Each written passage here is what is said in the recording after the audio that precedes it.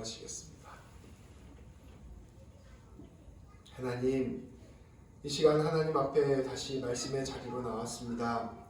우리 귀한 성도님들 한 분 한 분 성령 충만하게 하여 주셔서 우리 귀한 성도님들 주님의 은혜 가운데서 주의 뜻을 깨닫고 하나님의 음성을 듣고 하나님의 얼굴을 보고 돌아가는 귀한 은혜를 허락하여 주옵소서. 말씀이 선포될 때 성령님께서 친히 말씀하여 주셔서 꼭 필요한 말씀이 심령 가운데 새겨지게 하여 주시고 이 말씀을 통하여 주님과 더욱더 가까워지는 귀한 은혜의 시간 되게 하여 주옵소서. 우리 주님 예수님의 이름으로 기도합니다. 아멘.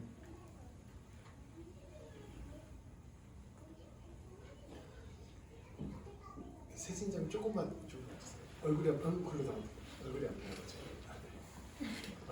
이지스도 안 보이는데 네, 감사합니다. 네, 감사합니다. 네. 이스라엘 백성들이 이집트에서 탈출하고 나온 지 2달하고도 보름이 지났습니다. 한 75일 정도가 지나게 된 것입니다. 이스라엘 백성들은 홍해를 건너서 이제 광야길을 따라서 쭉 계속해서 앞으로 나아가게 되었습니다. 지도를 잠깐 보여드릴 텐데요. 여기가 이집트고 저쪽 이제 위에가 이쪽이 이제 이스라엘입니다. 근데 여기 툭 튀어나온 데가 시나이 반도라고 부르는 곳인데요. 이스라엘 백성들이 라우스에서 출발하여 홍해를 지나서 이제 이 아래쪽으로 쭉 내려가게 된 것입니다. 그래서 엘림이라는 지역에 들렀다가 이제 시내산과 엘림 중간 이 어딘가에 여기 광야 이름을 신광야라고 불렀거든요. 이 신광야에 이르게 됩니다. 그래서 벌써 나온 지 2달 반이 지난 거예요. 이곳에 이르렀을 때 이스라엘 백성들 사이에 불만이 터져 나옵니다. 이스라엘 백성들이 먹을 것이 없는 거예요. 그래서 이제 이 먹을 것이 없어지는 원망이 이제 모세를 향하여 하나님을 향하여 터져 나오기 시작하였습니다. 오늘 말씀 3절 말씀을 함께 살펴보도록 하겠습니다. 이스라엘 백성들이 이제 모세에게 한 말이에요. 같이 봉독하겠습니다. 이스라엘 자손이 그들에게 이르되 우리가 애굽 땅에서 고기 가마 곁에 앉아 있던 때와 떡을 배불리 먹던 때에 여호와의 손에 죽었더라면 좋았을 것을 너희가 이 광야로 우리를 인도에 내어 이온 회중이 죽여 죽게 하는도다. 아멘. 이스라엘 자손들이 모세와 아론에게 따지고 들었습니다. 우리가 이집트에 있었을 때는 고기 굽는 가마 옆에 서서 떡을 먹으면서 배불리 잘 지냈는데 너희가 괜히 우리를 이 광야로 끌어와서 여기에서 죽게 만드는구나. 그때 이집트에 있었을 때 죽었으면 차라리 좋았을 것을 우리 이제 여기서 굶주려 죽게 하는구나 라고 따지고 들었습니다. 저는 이 말을 보면서 참 이스라엘 백성들의 마음이 삐뚤어졌다는 생각이 들었습니다. 이게 이제 살다 보면 먹을 게 떨어질 수도 있잖아요. 고기가 없을 수도 있잖아요. 그러면 모세에게 가서 이렇게 말할 수 있었을 것입니다. 아 모세요, 당신이 우리 구원해준 거 참 고마운데 지금 회중에서 먹을 게 떨어지고 고기가 좀 떨어졌습니다. 이거 없으면 우리 다 굶주릴 것 같으니 하나님께 좀 간구해서 먹을 것이랑 고기 좀 주십시오. 그렇게 기도 좀 해주십시오. 이렇게 예쁘게 말할 수 있잖아요. 근데 이 말을 하나하나 따져보면 굉장히 말 안에 가시가 담겨져 있고 삐뚤어진 마음이 담겨져 있는 것을 그대로 볼 수가 있습니다. 이들은 격한 감정을 표현하였고 온갖 과장과 비난과 조롱을 한가득 뿜어내었습니다. 이것을 한번 풀어서 보도록 하겠습니다. 먼저 이스라엘 백성들은 지금의 상황이 매우 심각하다는 것을 표현하기 위해서 옛날에 있었던 이야기들을 과장하고 부풀렸습니다. 말씀을 보면 이렇게 이야기합니다. 애굽 땅에서 고기 가마 곁에 앉아있던 때와 떡을 배불리 먹었던 때, 애굽에서의 삶이 굉장히 부유하고 행복했던 삶인 것처럼 이야기하는 것입니다. 이제 우리가 사람들하고 이렇게 논쟁을 하거나 막 따지고 들 때 사실 옛날에 그러지도 않았으면서 너 때문에 지금 내가 이렇게 심각한 상황에 빠졌어, 심각한 위험에 빠졌어 라고 얘기하기 위해서 옛날에 참 좋았던 것처럼 이야기하는 경우가 있습니다. 다 마찬가지예요. 이집트에서 이스라엘 백성들이 어떻게 살았습니까? 노예로 살았습니다. 노예도 그냥 노예가 아니라 아주 고된 노동을 하는 노예로 살았습니다. 어디 고기 가마 곁에 앉아서 떡을 떼면서 배불리 행복하게 살았어요. 맨날 뼈 빠지게 일하면서 죽을 둥 살 둥 살았죠. 그때 그 탄식 소리가 하나님께로 닿았다라고 표현할 정도로 그때 힘들고 어려운 삶을 살았습니다. 심지어 이집트의 파라오는 이스라엘 백성들의 숫자가 많아지니까 아들들이 태어나면 그 아들들을 데려다가 나일강에 던져버렸습니다. 자기 자식들이 물에 빠져 죽는 비참한 상황 속에 살았던 것이 바로 이집트에서의 삶입니다. 그런데 지금 하나님 비난하고 싶어서, 모세와 아론 비난하고 싶어서 마치 옛날에 행복하게 살았던 것처럼 그렇게 이야기를 하고 있는 것입니다. 대표적인 과장이 담겨져 있는 것이죠. 두 번째로는 하나님을 향한 교묘한 조롱이 담겨져 있습니다. 두 번째 말씀에 이렇게 이야기합니다. 우리가 애굽 땅에서 고기 가마 곁에 있던 때와 떡을 배불리 먹던 때, 그러니까 애굽에 있었을 때 여호와의 손에 죽었더라면 좋았던 것을 라고 이야기하고 있습니다. 이게 무슨 뜻일까? 이 가만히 이걸 곰곰이 생각해보면 이런 뜻이에요. 지금 우리가 여호와의 손에 죽게 되었다라는 말입니다. 지금 우리가 여호와의 손에 죽게 되었는데 차라리 지금 죽을 바에야 옛날에 죽었던 게 더 나았을 거 아닌가라는 이야기를 하고 있는 것입니다. 이게 무슨 말이에요? 하나님께서 기껏 노예로 살던 애들 건져내 주셔서 그 강한 이집트 다 심판해 주시고 그 큰 홍해만은 다 갈라내 주시고 그래서 이집트에서 살고 있었던 노예를 이렇게 해방시켜 주셨는데 심지어 먹을 물이 없어서 목말라고 있는 이들을 위해서 마라의 쓴물을 단물로 바꾸어 주시고 지금도 눈앞에서 구름 기둥과 불 기둥으로 인도하여 주시는데 이스라엘 백성들이 하나님한테 이렇게 얘기하는 거예요. 당신 지금 우리 죽이려고 하는 거 아닙니까? 라고 이야기하는 것입니다. 이 여호와의 손에 죽었더라면 라고 말하면서 이스라엘 백성들이 정말 하나님이 우리를 지금 죽인다고 생각했을까요? 저는 그렇게 생각하지 않습니다. 악에 맞춰서 당신 지금 우리 죽이려고 하는 거 아니에요? 따져 묻고 있는 것입니다. 마치 산소리 이은이랑 이렇게 지낼 때 내가 좀 서운하게 하고 뭐 게임 안 시켜주면 아빠는 안 사랑하잖아, 아빠는 날 미워해 이렇게 얘기하는 것처럼 지금 여호와 하나님께서 나 죽이려고 하는 거 아닙니까? 라고 따져 묻고 있는 것입니다. 그렇게 말하고 난 뒤에 이들은 그 일들을 감당하고 있었던 바로 모세와 아론까지도 비난하기 시작했습니다. 너희가 지금 우리 잘 살고 있었는데 그 이집트에서 탈출시켜서 이 광야로 이끌어오더니 결국 이 광야에서 우리를 굶주려 죽게 만드는구나 라고 이야기하는 거예요. 아주 굶어 죽은 사람 아무도 없어요. 그런데 굶어 죽게 만드는구나 라고 비난하며 조롱을 하였습니다. 이들은 하나님의 사랑과 은혜를 왜곡하는 것을 넘어서 오히려 폄훼하고 비난하고 조롱함으로 이 문제를 해결해 가는 것입니다. 마치 어려운 사람 도와주었더니 너 나 지금 죽이려고 하지 덤벼주는 사람처럼 아주 거칠게 덤벼드는 거예요. 이것을 꼼꼼히 살펴보면 한마디로 얘기하면 조금 이스라엘 사람들 미친 사람들 아닌가 하는 생각이 들 정도입니다. 저는 이 이야기를 우리가 한번 곱씹어 보았으면 좋겠습니다. 이스라엘 백성들은 단지 하나님을 믿지 못하는 것, 먹고 사는 문제가 걱정되는 것이 아니었습니다.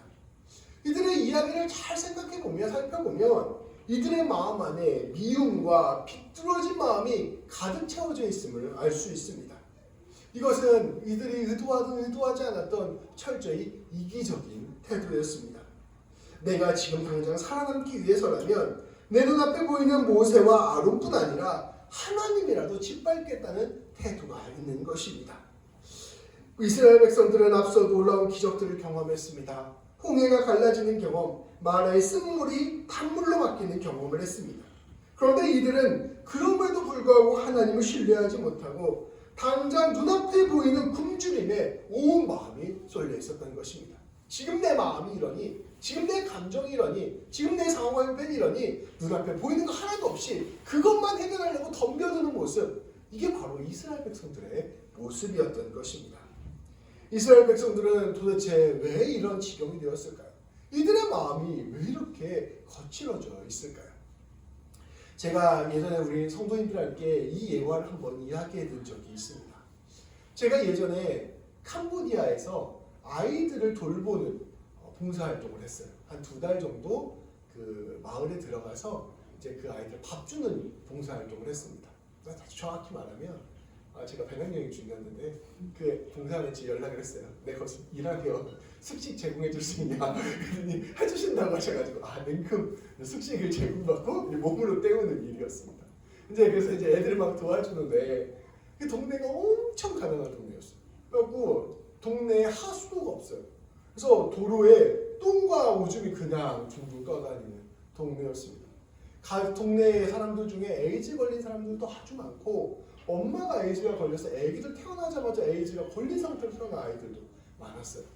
동네가 얼마나 더러운지 어떤 아이가 그 종아리에 조그마한 상처 하나가 났어요. 근데 이게 동네가 더러우니까 점점 가면서 골마가지고 나중에는 500원짜리만 이렇게 된 거예요. 그래서 이게 소독할 때마다 난리죠. 그거를 소독약을 바르니. 그리고 어느 날 우리 한국에서 온 간호사분이 메디폼 하나를 사왔어요. 몇 개를 가지고 오신 거예요. 그 하나를 그 아이한테 붙여줬는데 기적을 경험했습니다. 그러니까 애들이 워낙 그런 면역력이 그러니까 한 번도 그런 항생제를 쓴 적이 없는 아이들이니까 치료가 엄청 빠른 거예요. 그래서 붙이고 한 3일 됐는데 3살이 들어도 다 나와가지고 애가 너무 행복해하는 그런 일들도 있었어요. 근데 거기에서 이제 제가 아이들 밥 주는 일을 하니까 1시간 정도 전에 아이들이 와서 다 줄을 서요. 근데 그 줄을 만드는데 6개월 걸렸대요. 다 이제 줄 쓰면 쭉 이제 한 100명, 200명 되는 아이들이 있으면 줄 서고 이제 뭐 이런 율동 촬영 뭐 이런 거 하다가 이제 정시가 딱 되면 이제 밥이 착 열리는 거예요. 그러면 이제 그 식판에 담겨져 있는 게 수백 개 쌓여 있거든요. 그걸 이제 애들 하나씩 다 나눠주면서 이제 밥을 나눠주는 일을 하는 겁니다. 줄을 막 잘 섰는데 어느 날 일이 하나 터졌어요. 그 동네가 워낙 더러우니까 물 마실 게 없는 거예요. 그래서 꼭 물을 끓여가지고 이렇게 물을 배급을 해옵니다. 차에 실어가지고. 근데 그 차가 늦게 도착한 거예요. 밥 먹는 시간대까지 물이 도착하지 않아서 물이 아주 조금밖에 안 남아 있었습니다. 근데 애들이 밥을 먹고 물을 먹는 시간이 됐는데 평소처럼 줄을 섰는데 그날 물이 조금밖에 없다는 사실을 애들이 알게 된 거예요. 난리가 났습니다. 난장판이 돼서 서로 밀치고 끌어당기고 소리 지르고 욕해서 아무리 애들 이야기해도 통제가 안 되는 거예요. 그래서 어떻게 해서든 자기 먼저 물 떠가서 가져가려고. 그래서 난장판이 왔다가 결국에 두 번째 그 물차가 온 시간 다음에야 그게 진정이 됐습니다. 근데 그걸 보면서 애들이 왜 이렇게 질서를 안 지킬까? 왜 이렇게 순서를 안 지킬까? 역시 후진국 애들은 이러나? 막 이런 생각을 하다가 곰곰이 좀 그걸 곱씹어보는 생각을 해봤어요. 근데 제가 이런 결론에 다다르게 됐습니다. 이 아이들은 절대적으로 부족한 삶을 살잖아요. 그러니까 순서를 기다리면 자기 차례가 온다는 경험이 없는 거예요. 항상 조금밖에 없으니까 먼저 내가 가서 낚아채가지 않으면 자기에게 돌아올 순서가 없다는 것을 이들은 뼈저리게 삶으로 느끼고 있었다는 것이죠. 질서를 지킨다는 것, 내가 무언가를 위해서 기다린다는 것은 내가 기다리고 질서를 지키면 결국 내 차례가 온다는 경험을 한 사람이 그 일을 할 수 있는 것이라 생각을 하게 되었습니다. 우리가 누군가를 위해서 이렇게 자동차 갔을 때 우리 여기 사거리 보면 스탑사인 있잖아요. 기다리면 한 차씩 가고 네 번째가 내 차례로 오는가 아닌가 기다리잖아요. 근데 그 순서가 없다고 생각하면 서로 먼저 밀고 들어가려고 할 거 아니에요. 근데 그런 것처럼 이 사람들에게 있어서 질서, 인내 이런 것들은 그것을 지키면서 나에게 도움이 된다는 깊은 경험이 있어야 가능하다는 사실을 깨닫게 되었습니다. 근데 그 경험을 하고 난 다음에 이런 생각을 해보게 되는 거예요. 왜 우리나라 어르신들은 지하철에서 그렇게 사람들 내리지도 않는데 막 밀고 들어올까? 왜 자기한테 좀 다른 사람들 치고 가면 미안하다고 해야 되는데 미안하고 한다고 이야기하지 않을까? 왜 이렇게 억척스럽고 왜 이렇게 자기 순서도 안 지키고 새치기 하면서 밀고 들어올까? 왜 약속한 대로 그것을 하지 않고 왜 뒤돌아서면 딴 말하고 뒤돌아서면 딴 말을 할까? 이런 생각들을 해봤는데 그런 오랜 쟁취와 투쟁의 경험이 어르신들의 삶 속에 다 박혀 있어서 그런 거겠구나라는 생각을 그때 하게 되었습니다. 저는 이러한 관점에서 이스라엘 백성들을 한번 바라보아야 합니다. 순서를 기다렸다가 질서를 기다렸다가 양보했다가 인내했다가 결국 아무것도 얻지 못하고 가나안의 비참함과 서러움만을 느꼈던 그런 경험들이 이 이스라엘 백성들에게도 동일하게 있었던 것입니다. 이스라엘 백성들이 왜 이렇게 거칠고 이렇게 사납게 하나님까지 비난하면서 모세와 아론에게 빠졌을까? 그냥 포기하고 좀 먹을 것 좀 주십시오. 좋게 말하면 되는데 왜 이렇게 심하게 얘기했을까? 저는 이들이 왜 이렇게 조롱하고 과장하며 말을 비틀어할까라고 생각해 보았을 때 이 이스라엘 백성들의 마음 안에 두려움과 불안이 있었기 때문이라고 생각을 합니다. 인내를 위해서는 소망이 꼭 필요합니다. 내가 지금 없는 것을 참고 기다리기 위해서는 참고 기다리면 이것이 돌아온다는 그런 소망이 있어야 돼요. 근데 이스라엘 백성들은 너무 오랫동안 그 노예 생활하면서 이런 소망을 경험해 보지 못한 것입니다. 이들은 자기의 순서를 기다린다고 해서 자기 것이 찾아오고 내가 노력하고 애쓰고 수고한다고 해서 열매를 맺고 이런 경험이 전혀 없었고 그저 시키는 대로 일만 하고 어떻게 해서든지 눈앞에 보이는 게 있으면 쟁취해야만 하는 그런 삶을 살아왔던 것입니다. 이집트에서 너무 오랫동안 두려움과 불안 속에서 먹고 살려고 바둥거리던 마음이 그들을 붙잡고 있었던 것입니다. 이들은 너무나 소망이 없었기 때문에 인내하는 법을 잃어버렸던 것입니다.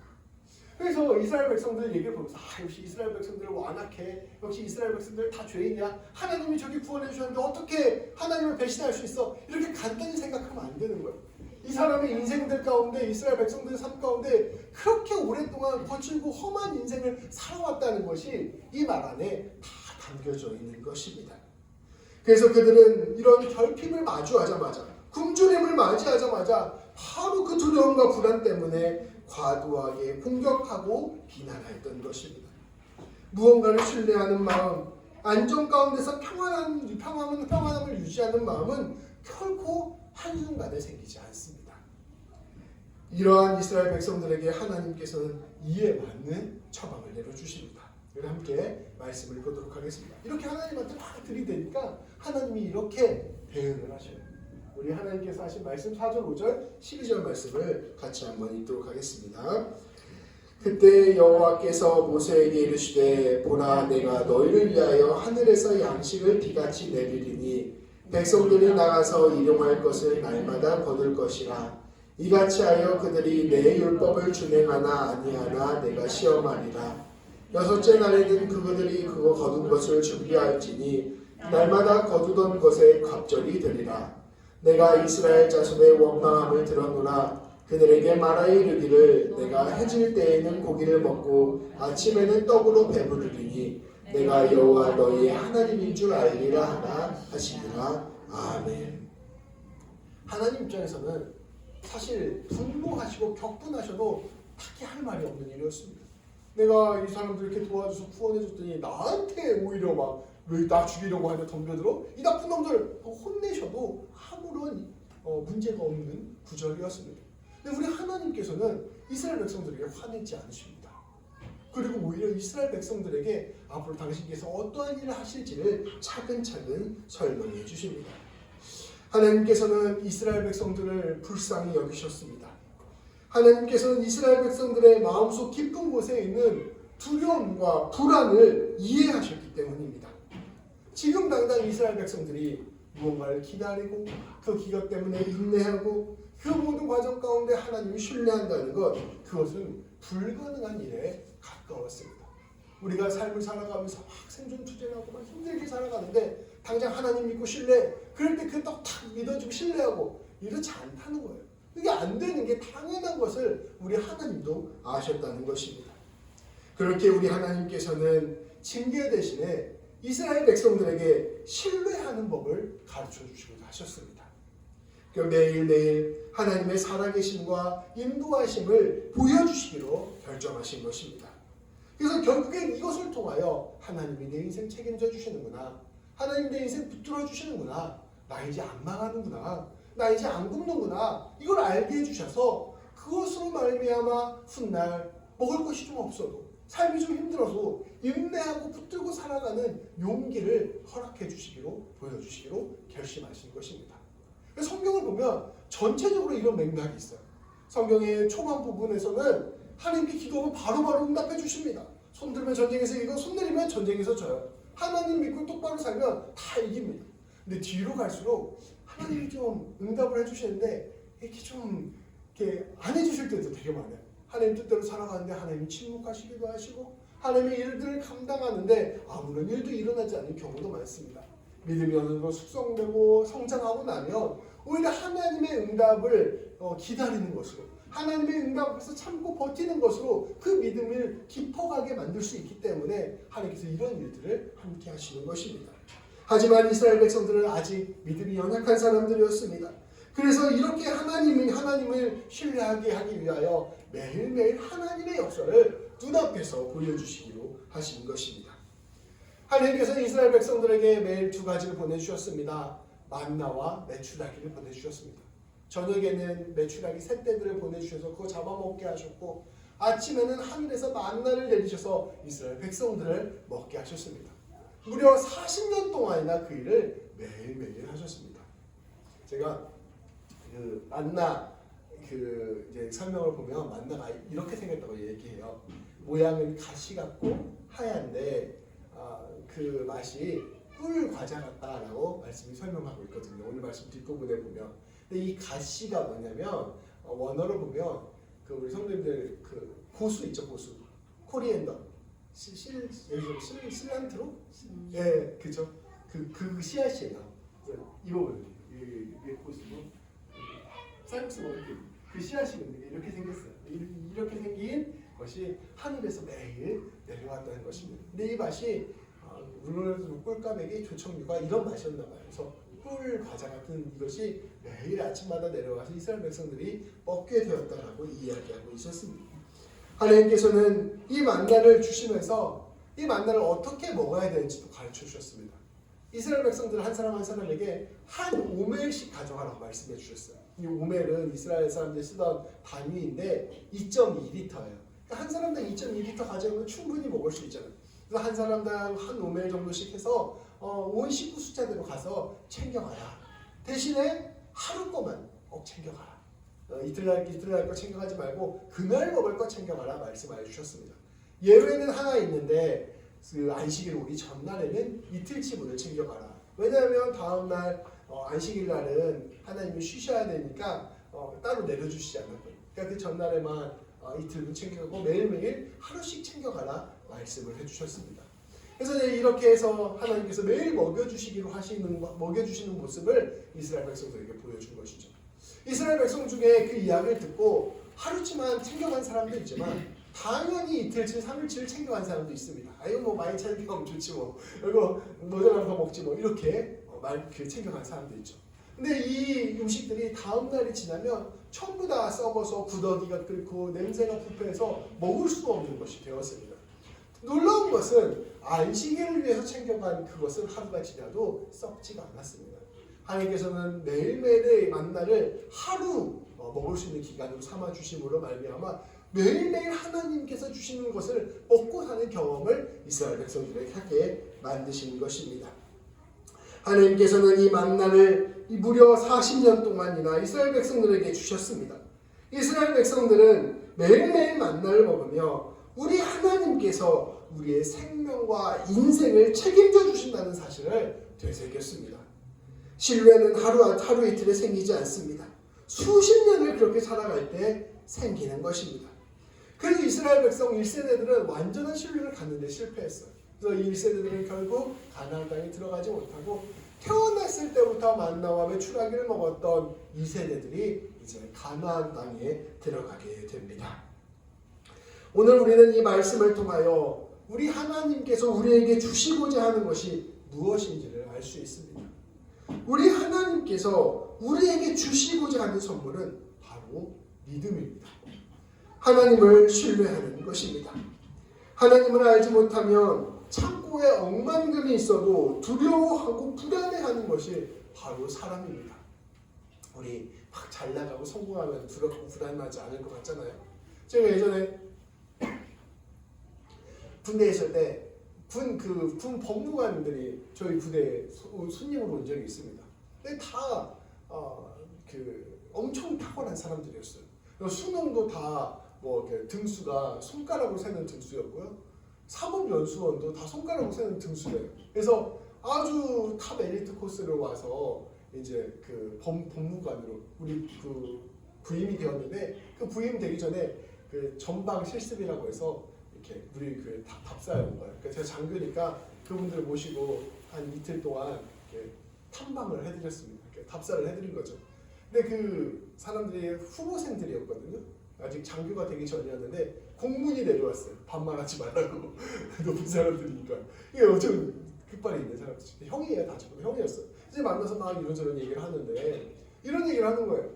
사법고시를 합격하고 얼만큼 행복했을까요? 이렇게 물어보는 거예요. 저에게. 얼만큼 행복하고 얼마나 기뻤을까? 며칠 동안이나 기뻤을까? 근데 그 사람들이 6명이서 얘기하는데 제일 긴 사람이 이틀이었어요. 제일 짧은 사람은 2시간이었어요. 2시간 지나니까 다시 불안해지더랍니다.